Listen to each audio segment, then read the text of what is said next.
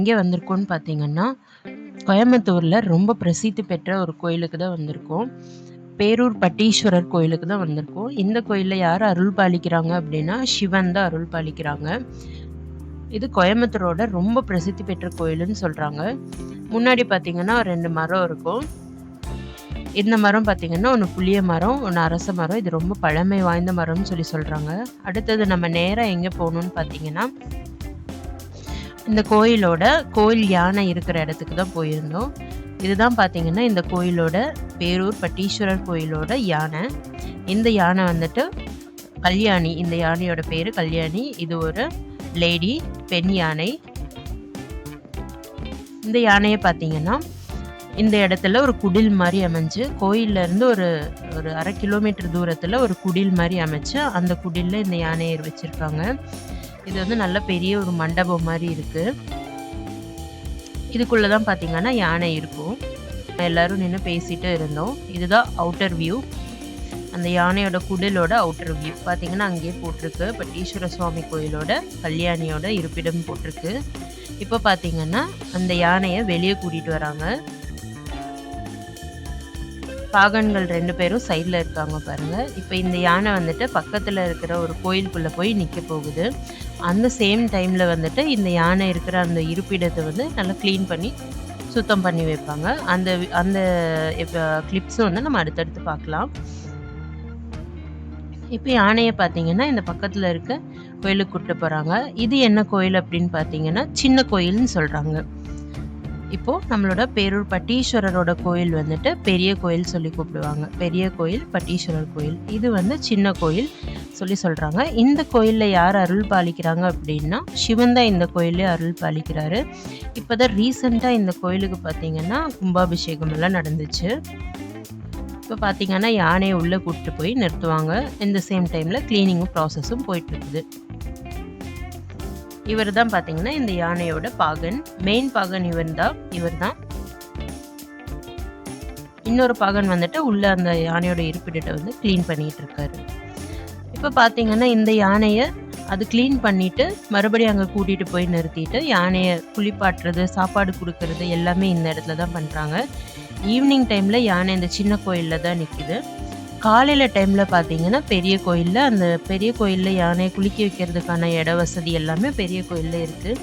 என்னென்னா இப்போ பெரிய கோயிலுக்குள்ளே வந்துட்டு ஃபோன் வந்து உள்ளே அலௌட் கிடையாது. ஸோ அந்த கிளிப்பிங்ஸ் வந்து நான் உங்களுக்கு காட்ட முடியல. இந்த சின்ன கோயிலுக்குள்ளே வந்துட்டு கிளிப்பிங்ஸ் எல்லாம் அலௌடு, ஃபோன் எல்லாம் உள்ளே அலௌட் தான். நான் இந்த கோயிலுக்குள்ளேயும் போய் உங்களுக்கு எல்லாம் சுற்றி காட்டுறேன். இப்போ யானையை வந்து மத்தியானம் சாப்பாட்டுக்காக இங்கே கூட்டிகிட்டு வந்து நிறுத்தியிருக்காங்க. ஓப்பனிங் டைம் பார்த்தீங்கன்னா சேம் பெரிய கோயிலோட ஓப்பனிங் டைம் தான். 4 o'clock தான் ஓப்பன் ஆகும். நாங்கள் அதுக்கு முன்னாடியே போய் வெயிட் பண்ணிட்டு இருந்தோம் வீடியோஸ் எடுக்கிறதுக்காக. இப்போ பார்த்தீங்கன்னா நம்ம யானையோட இருப்பிடத்துக்கு வந்தாச்சு. இன்னொரு பாகன் வந்து பார்த்தீங்கன்னா அந்த யானையோட இருப்பிடத்தை க்ளீன் பண்ணிட்டு இருக்காரு. இந்த இருப்பிடம் எப்படி அமைச்சிருக்காங்க பாருங்க. மேலே அழகாக ஒரு ஃபேன் கொடுத்துருக்காங்க யானைக்காக. இது யானையை கட்டி போடுற இடம். இப்போ எல்லாம் க்ளீன் பண்ணிட்டு மறுபடியும் யானையை அங்கேருந்து இங்கே கூட்டிகிட்டு வந்துட்டாங்க. கட்டி வச்சு யானையை நிறுத்திடுவாங்க. இதே பிளேஸ்லேயே தான் யானை நிற்கும். காலையில் சாயந்தரம் தவிர மீதி டைம் நைட் டைம்லலாம் இந்த இடத்துல தான் நிற்கும். நைட் டைம்லையும் லைட்டெல்லாம் இருக்குது. அதை முடிச்சுட்டு அடுத்தது பார்த்தீங்கன்னா நம்ம பேரூர் கடைசி இருக்கிற ஆற்றுக்கு தான் போயிருந்தோம். ஆற்றுல பார்த்தீங்கன்னா இந்த மாதிரி சின்ன சின்ன கல்வெட்டுகள், கன்னிசாமின்னு சொல்லுவாங்க. கல்யாணத்துக்கு கன்னி பூஜையெல்லாம் இந்த இடத்துல தான் பண்ணுவாங்க. அப்புறம் விநாயகரோட சிலை, நாகரோட சிலை, எல்லா சிலையும் இங்கே பழைய காலத்துல இருந்து இங்கே அமைக்கப்பட்டிருக்கு. இந்த கோயிலை ஒட்டியப்பில் தான் நமக்கு வந்துட்டு பேரூரோட ஆறு இருக்கு. இந்த ஆறோட பேர் வந்து நொய்யல் ஆறுன்னு சொல்றாங்க. கோயம்புத்தூரோட ரொம்ப பிரசித்தி பெற்ற ஆறு வந்து நொய்யல் ஆறு. இந்த டைம்ல வந்துட்டு இதுல தண்ணி கொஞ்சம் கம்மியா இருக்கு. சுத்தமா தண்ணி இல்லாத மாதிரியும் தெரியுது. இப்போ கோடைக்காலம் இப்போ தான் முடிஞ்சிருக்கிறதுனால ரொம்ப வறட்சியாக காணப்படுது. இப்போ ஆடி மாதம் ஸ்டார்ட் ஆனதுக்கப்புறம் ஆடி 18ஆம் பெருக்கப்போ இங்கே கண்டிப்பாக தண்ணி இருக்கும். எப்படியும் கொஞ்சமாக தண்ணி திறந்து விட்டுருவாங்க ஆடி 18ஆம் பெருக்குக்கு. இதுதான் வந்து ஆரோட வியூ. இங்கே பார்த்தீங்கன்னா அந்த காலத்தில் கல்வெட்டுகள் எல்லாம் அப்படியே அங்கேயே அமைச்சு வச்சுருக்காங்க. விநாயகரோட சிலை, நாகரோட சிலையெல்லாம் நிறைய இருக்குது. இது வந்து கெஸ்ட் எல்லாம் யாராவது வந்தாங்க அப்படின்னா தங்கறதுக்கான இடம். இது வந்து ஆடி 18ஆம் பெருக்குக்கு பூஜையெல்லாம் செய்வாங்க முன்னோர்களுக்காக. அதுக்காக ஸ்பெஷலா அமைக்கப்பட்ட ஒரு இடம். ஆடி மாசத்துல இந்த ஆடி 18ஆம் பெருக்குல தர்ப்பணம் எல்லாம் கொடுப்பாங்கல்ல, அதுக்கான இடம். அடுத்தது பார்த்தீங்கன்னா நம்ம சின்ன கோயிலோட என்ட்ரன்ஸ்ல இருக்கிறோம். யானை நிக்க வச்ச இடம் பார்த்தோம்ல, அதோட என்ட்ரன்ஸ், அந்த கோயிலோட என்ட்ரன்ஸ் இப்படி தான் இருக்கும். பார்த்தீங்கன்னா இப்போதான் இந்த கோயிலுக்கு கும்பாபிஷேகம் நடத்தி முடிச்சாங்க. இந்த கோயில்ல பார்த்தீங்கன்னா சனீஸ்வர பகவான் தனியா இருப்பாரு. தனியா இருக்கக்கூடிய சனீஸ்வர பகவானை நம்ம இப்ப பார்க்கலாம். எந்த கோயில்லையும் பார்த்தீங்கன்னா சனீஸ்வர பகவான் இப்படி தனியா இருக்க மாட்டாரு. இங்க மட்டும்தான் இப்படி தனியா இருக்கிறாரு. அடுத்தது பார்த்தீங்கன்னா இதுதான் மூலவரோட சந்நிதி.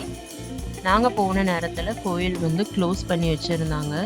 அதுக்கப்புறம் நாங்க போய் கொஞ்ச நேரம் கழிச்சு தான் ஓபன் பண்ணாங்க. நாங்க வீடியோ எடுக்கிறதுக்காக கொஞ்சம் முன்னாடியே போயிட்டோம். இது பார்த்தீங்கன்னா முருகரோட சிலை இருக்கிற இடம். இது பார்த்தீங்கன்னா அழகா மலை மேல முருகர் வந்து இருக்கிற மாதிரியே ஒரு சின்ன செட்டப் வந்து அமைச்சிருந்தாங்க.